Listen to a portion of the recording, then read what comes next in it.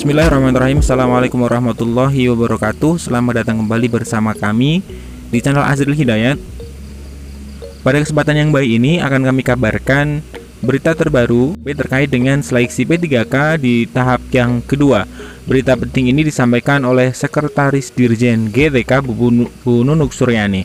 Namun sebelum kita bahas di pembahasan video ini secara lengkap, bagi teman-teman yang baru saja menemukan channel ini, seperti biasa silahkan subscribe dan jangan lupa nyalakan lonceng notifikasinya. Terima kasih.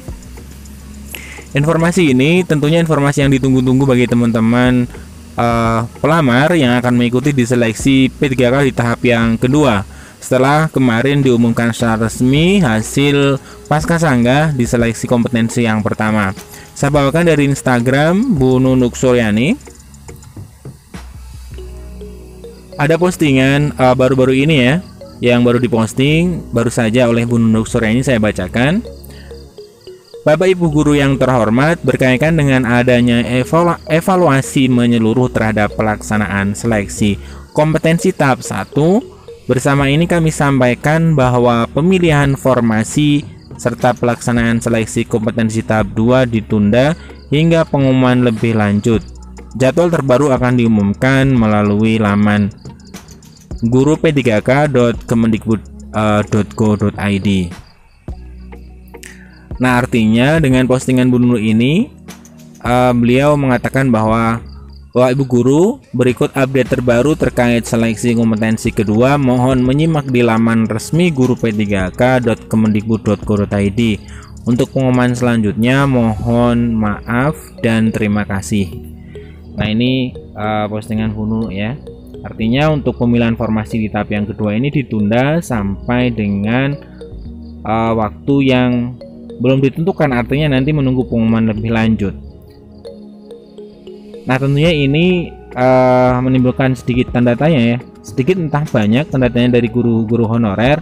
Apakah ini nanti akan membawa dampak yang positif ataupun tidak membawa dampak apa-apa. Justru pengunduran ini akan memperlama ya proses pengangkatan seleksi P3K guru tahun 2021.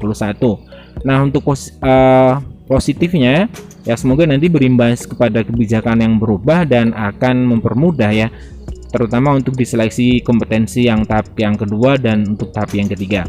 Kita coba baca untuk komentar ya yang ada di postingan beliau. Kita diajarkan untuk disiplin waktu, tapi pemerintahnya yang nggak disiplin waktu. Kalau memang masih ada evaluasi, harusnya waktu itu jangan dulu diumumkan tanggal untuk pemilihan formasi tahap 2.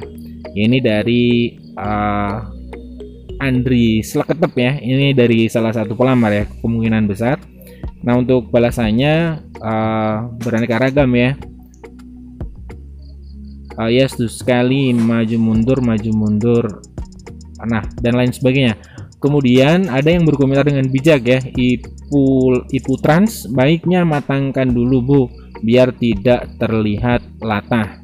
Memang benar ya, kalau kita lihat memang pelaksanaan untuk P3K guru ini terkesan latah ya, seperti itu. Yang sudah tahap 1 semoga diperhatikan. Nah, ini juga menjadi sedikit angin segar ya bagi guru-guru yang sudah PG di tahap pertama, karena belum ada regulasi yang menyatakan bahwa nanti ada prioritas bagi guru PG tahap 1. Walaupun saya sendiri tidak mengetahui apakah nantinya ada prioritas atau tidak, tapi Milan 127 ini berharap akan ada keistimewaan ya bagi yang sudah PG di tahap yang pertama. Nah, terkait ini maaf, ini saya bacakan lagi, ada satu komentar ya.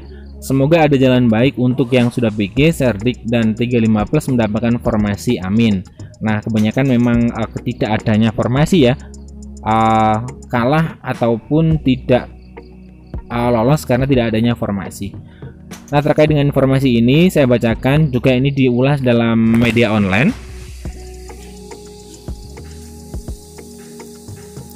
Media online di jpnn.com ya, saya bacakan.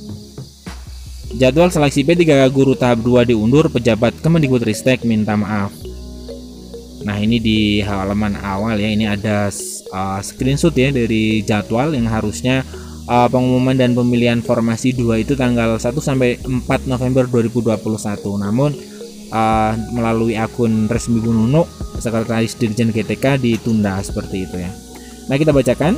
Kemendikbudristek resmi menyatakan jadwal seleksi P3 guru tahap 2 diundur. Seharusnya bila mengikuti jadwal itu 1 sampai 4 November ya sudah ada pengumuman. Namun menurut Sekretaris Dirjen GTK, pihaknya dengan sangat terpaksa mengundur jadwalnya ya.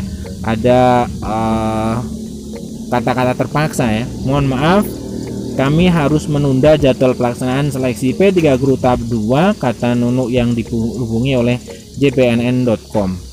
Nah, dia mengungkapkan penundaan itu bukan karena ada pada pemilihan formasi, tetapi juga untuk pelaksanaan seleksi tahap 2 yang aktualnya dijadwalkan 10 sampai 13 November. Nah, ini artinya nanti tetap ada pengunduran pelaksanaan seleksinya ya.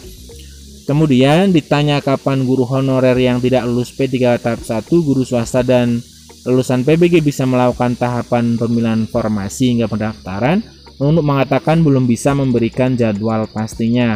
Jadi Bu Nunuk pribadi juga belum bisa memberikan sedikit bocoran tentang kapan waktu pastinya.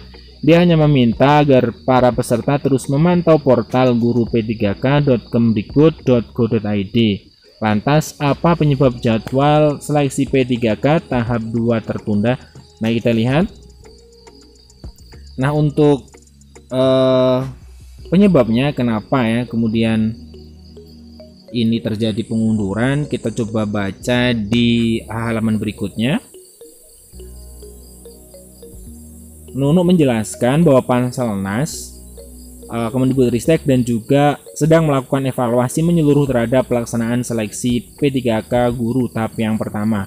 Artinya di tahap yang pertama itu baru diadakan evaluasi ya. Kami mohon maaf pada para peserta yang sudah menunggu momentum ini. Jadwal terbaru akan kami sampaikan di laman guru.p3k.kemdikbud.go.id, serunya.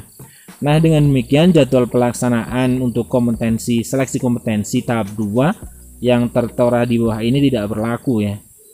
Nah, artinya untuk pengumuman awal itu tidak berlaku karena terjadi pengunduran di step kedua ya, pengumuman dan pemilihan formasi yang kedua. Artinya ketika terjadi pengunduran atau